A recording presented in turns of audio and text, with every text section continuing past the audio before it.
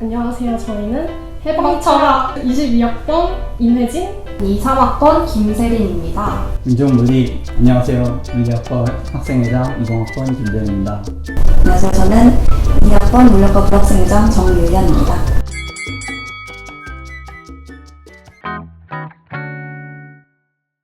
저는 개인적으로 학창 시절에 물리를 진짜 어려워했어가지고 물리학을 전공하시거나 배우시는 분들 보면 정말 존경스럽다는 생각이 우선적으로 들고요. 성균관대 물리학과 김범준 교수님 그 유튜브 채널 잘 보고 있거든요.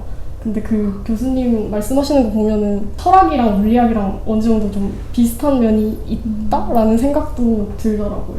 순수학문이 정말 많지만 그 중에서 물리는 뭔가 끝판왕인 것 같고, 저는 중학교 때부터 물리를 가장 열심히 포기하면서 살았기 때문에 그걸 전공으로 삼으시는 분들이 진짜 대단하신 것 같아요. 중고등학생 때 사회, 도덕 이런 거 다뤄서 하시기 때문에 저는 정말 신기한 것 같기도 하고, 다른 과 사람들이 생각했을 때는 의자를 갖다 놓고 의자란 무엇인가에 대해서 서로 토론하고 그럴 것 같은 이미지가 좀 있는 것 같아요. 그리고 저희 성균관대학교 철학과만이 가지고 있는 소모임들을 잠깐 소개하자면, 와인 소모임인 디오니소스, 밴드 소모임 오르페우스 다양한 소모임이 있어가지고 저희 철학과 학우분들이라면 누구나 정말 다양한 분야를 즐기실 수 있습니다. 또 저희 과의 작은 특징 중에 하나는 MBTI N이 거의 한 80~90%가 되는데요. 아무래도 상상력을 요구하는 과이다 보니까 그렇게 되었습니다. 교수님도 덧붙여서 추가를 해보자면, 수업 시간에 질문을 하는 게 굉장히 자연스러운 분위기이고, 주장을 배웠을 때 그 주장에 대해서 반박하고 싶은 게 있다 하면 그냥 바로 손들어서 이렇게 반박할 수도 있지 않나요? 이런 식으로 질문을 많이 던지는 상황이 많고요. 그 다음에 대학원생이랑 학부생들이 같이 수업을 듣는 경우도 굉장히 많다는 점이 좀 특징인 것 같습니다. 장점 몇 개를 드리자면, 일단 과실이 있는데 과실이 되게 크고 24시간 개강을 하거든요. 방학이나 학기 중에는 상관없이 24시간 개강을 해서 시험 공부할 때나 그럴 때 그냥 친구들이랑 다 같이 과실에서 밤새서 공부하기도 하고, 그런 점이 일단 가장 큰 장점인 것 같고요. 그리고 저희 과는 수강 신청이 정말 쉽습니다. 수강 신청 10시였는데 10시에 일어나지도 않고 그냥 그 정도로 이제 경쟁률이 거의 없습니다. 그리고 새로 생긴 소문이 하나 있는데, 개쩌는 물리학과 밴드라고 줄여서 개물밴이라는 밴드 음악이가 새로 생겼습니다. 마저 저희 학과 소개를 드리자면은, 아까 말씀을 하셨던 김범준 교수님이 저희 학과에 계신데 무려 실버 버튼을 보유를 하고 계십니다. 굉장히 재밌게 수업을 잘 해주시고 과제도 많이 내주시고 그렇습니다. 그리고 복수 전공이라든가 대학원으로 갈 때 전공으로 진학하기가 되게 용이하다는 장점도 있습니다. 그리고 고등학교 때부터 별 보는 걸 되게 좋아했어요. 망원경이라든가 이런 것들 알고 좀 더 개선하고 이런 거에 관심이 있었어요. 선생님께 여쭤보니까 너가 하는 건 천문학이 아니라 물리학이다. 너가 지금 착각을 하고 있는 거다. 그래가지고 그래요? 그러면은 물리학과를 가야겠다 라고 생각해서 물리학과를 왔는데, 지금은 다른 쪽을 하고 있긴 합니다. 중학생 때였는데 라이고라고 중력파 분출하는 실험이 있는데 그게 너무 신기한 거예요. 그래서 처음 물리학에 관심을 가지게 되었고, 고등학교에 진학해서는 양자역학에 대해서 책을 많이 읽게 되면서 이게 정말 신기하다. 그래서 그때부터 이제 물리학과에 가겠다고 생각을 하게 됐던 것 같습니다. 사실 철학과가 많이들 알다시피 돈이 되는 학문은 아닙니다. 과를 선택할 때 돈도 중요하지만 돈보다는 뭔가 저의 인생의 목표를 충족해줄 만한 과에 진학을 하고 싶었는데요. 제 인생의 목표는 저의 삶이 막바지에 다다랐을 때 내가 떳떳하게 옳게 바르게 살았는가 원했을 때 한치의 공이 없이 대답할 수 있는 삶이었습니다. 그리고 저는 철학과가 저의 목표에 대한 답을 줄 거라고 생각을 해서 진학하게 되었습니다. 1학년 때 인문과학 계열에는 가전공 제도가 있잖아요. 그래서 제가 가전공을 철학과로 신청을 했었어요. 거기서 만난 선배들이랑 동기들이 너무 다 좋은 영향을 주기도 했고, 저도 사탐 과목을 생윤윤사를 했었는데 그 과정에서 철학에 흥미가 있었던 것 같고 후회하지 않는 선택을 했던 것 같습니다. 물리학이란 것 자체가 만물의 이치를 탐구하는 학문이라 그래가지고 줄여서 물리학이거든요. 만물의 이치를 탐구한다라고 하는 것이 어떤 관점에서 탐구하느냐가 조금씩 달라요. 물리학과에서 하는 거는 기본적으로 역학 관점에서 탐구를 하는 겁니다. 2학년, 3학년 때 전공 진입을 하고 나서 4대 역학을 먼저 배웁니다. 이걸 다 배운 다음에 심화 과목으로 넘어가게 되는데 그 심화 분야가 여러 개 있습니다. 하나는 입자, 천체 이런 분야가 있고요. 그리고 eng진물질이라고도 하고 고체라고도 하고 이쪽 분야가 있고 마지막으로 반도체 이런 분야가 있습니다. 입자물리라고 하는 건 어떤 걸 하는 거냐면은 철학은 크게 두 가지 분야로 나뉘는데요. 저희 학교에서 주력이 좀 되는 영미철학, 칸트, 니체 이쪽을 배우는 독불철학 이렇게 나눠져 있고요. 독불은 철학하면 떠오르는 인물들, 사상가들의 사상을 주로 배우고 있어요. 저희 학교에서는 설민 교수님이라는 분이 주로 그 독불철학을 가르쳐 주시는데 상당히 난이도가 높습니다.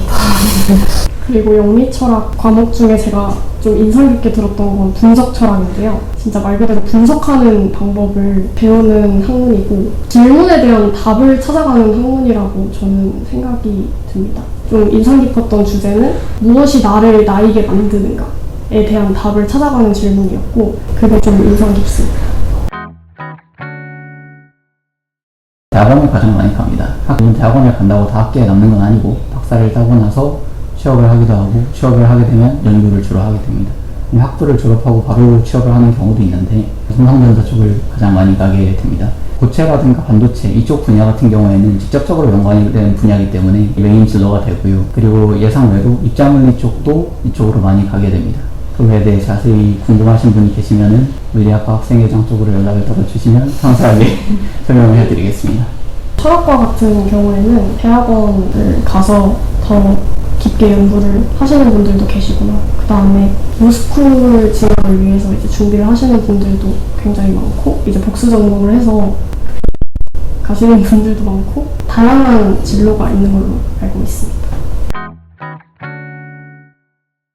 저희 학과병은 다들 늘 토론을 하고 있어요. 딱히 하려고 하는 건 아닌데 아무래도 질문을 던지고 답을 찾아가는 학문을 단체로 배우다 보니까 과방에서도 본질에 대해 자꾸 막 논의를 한다던가 뭔가 그냥 웃고 넘어갈 얘기를 끝까지 물고 잡아 뜯는다거나 이런 경우가 굉장히 많습니다.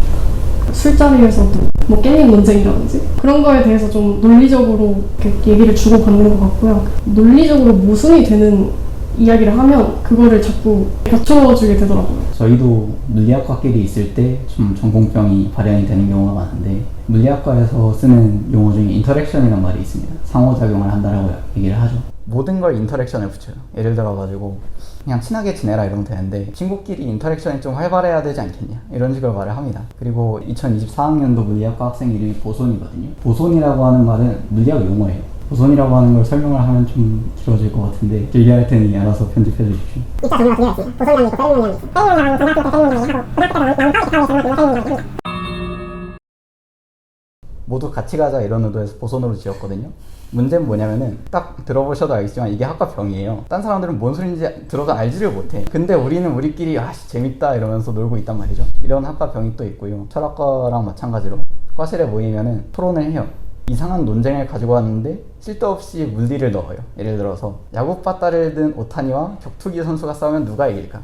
이때 속도를 계산을 하고 에너지를 계산하고 운동량, 충격량을 계산해가지고 누가 세고 서로 막 야구바따 가지고 오고 싸우고 난리가 나요. 그렇습니다. 물리학자들한테 친구가 몇 명이냐고 물어보면 뭐라고 할 것 같으세요? 친구의 정의? 맞아요. 약간 철학과라 좀 잘하시는데 약간 몇 명이다 이렇게 대답을 바로 하지 않고 친구의 정의란 무엇이죠? 약간 이거부터 말을 하신다고 해요. 그래서 약간 이런 것도 물리학과의 학과병이 아닐까라는 생각을 했습니다. 저 근데 너무 신기한 게 아까 오타니랑 그 싸우면 어떻게 되냐고 그런 주제로 이제 토론을 한다고 하셨는데 저희 과 교수님 이정규 교수님이 쓰신 칼럼 중에 손오공이랑 원펀맨이랑 싸우면 누가 이길까를 주제로 쓰시는 그 칼럼이 있거든요. 그래서 들으면서 완전 깜짝 놀랐어요. 인터랙션 얘기하셨는데 저희도 지평융합이라는 개념이 있거든요. 교수님이 하신 말씀을 이해를 못하면 교수님과의 지평융합에 실패했다 이런 식으로 얘기를 종종 하는데 역시 같은 수성끼리 통하는 게 많은 것 같습니다.